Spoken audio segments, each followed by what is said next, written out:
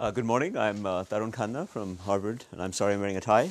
I'm sort of going back and forth between corporate and other things. I want to talk to you about this dilapidated state of public infrastructure in most developing countries, and some would say even in Massachusetts, which is where I live most of the time, where the Mass Turnpike doesn't really work anymore.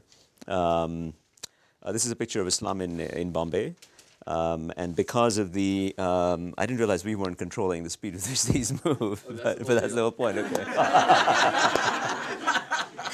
I thought there was, an aggregate 4 minutes. Okay, I'll adapt, don't worry.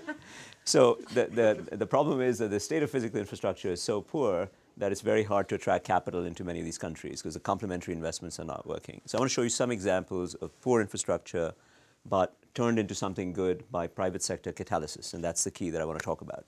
So this is an example of a government laboratory. As you can tell, it isn't doing much thinking or much of anything really. And in a second, I'm going to show you, when the picture cooperates, a picture of a bureaucrat who decided, we're going to have to, this is a bureaucrat, Mr. Mashelkar in India, who decided that he was going to transform 10,000 scientists in public sector enterprises in India. And the lever that he used was to engineer a small fusion between public corporations, General Electric, and his laboratories to motivate the people to see something beyond the immediate public sector incentives that they worked under. So we transformed from a hospital that looks like this, a pretty standard public sector type of hospital in India, in many parts of India, to a situation where in those places where the particular laboratory catering to health devices was working, was producing low-cost machines of this sort that entirely came out of intellectual property that was developed by the same laboratory that you saw before that was doing absolutely nothing.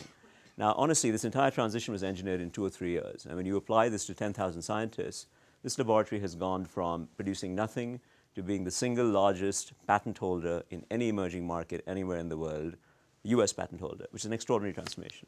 This is from Alvaro's country. It's an example of a low-cost pharmacy, a pharmacy that's being created by the private sector in order to put pressure on the healthcare system in Mexico that was under-delivering. But the idea is the same, that can you use the private sector somehow to force change?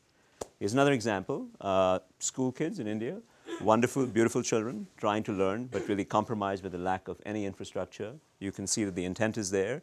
That comes through in this image, I think, but very difficult to actually get things done without basic paper, pencil, let alone computers. Again, the private sector has stepped in, right? By private sector, I'm actually taking a fairly encompassing view, not just the publicly traded corporations, even civil society, anywhere where decentralized initiative is the name of the game, right? So Pratham is a wonderful NGO that's been set up across India that's really focused on literacy and is working with the existing physical infrastructure. So that's the theme that I want to focus on, that there are underutilized assets out there that can be catalyzed by decentralized action. And I'd love to hear ideas of how that can be done better. This is an example of multiple kids using many mice, so to speak, to operate the same screen, right? So it's a way of taking one computer and somehow decentralizing the processor so that multiple people can use it. And it's catalyzed again by companies that are trying to find ways to do better, make better use of these things. Lots of examples that you can't help but be bombarded with of the cell phone, again being used as a complement to existing physical infrastructure to leverage change. These are images from Africa, but you could just as easily use Burma, you could use Vietnam, you could use some parts of Latin America, Mexico certainly. This is in a picture from Bangalore of dilapidated physical infrastructure in a standard mandi or a market where food is sold. And a number of corporations, interestingly some that are indigenous to India as well as foreign corporations, the Tesco's of the world, the Metros from Germany, etc., are engineering transformations from what you see on the left side to what you see on the right side, which is sort of more modern agricultural apparatus. And really, again, the emphasis is that there is physical infrastructure out there that is either severely underutilized or underinvested in over a long period of time, and fairly small amounts of either processes or managerial know-how can affect massive change. This is a government office that I got a picture of, and you can see the files at the back. It's very hard to imagine how you would tap into this information, right? And the simple use of indigenous language computing, which actually turns out not to be very hard to create, to localize software that we all take for granted, right? So this is a phrase in Hindi.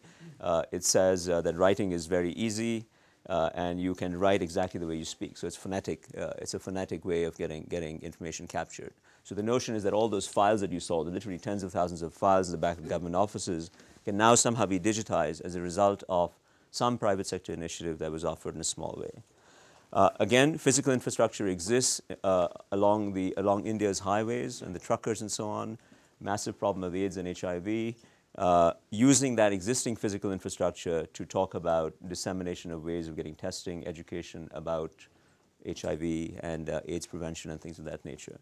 So the basic notion is that across education, agriculture, food, research laboratories, there is underutilized infrastructure. I chose images from India since those were most readily accessible to me, but the examples are really from everywhere. That's the summary. Thank you. Good.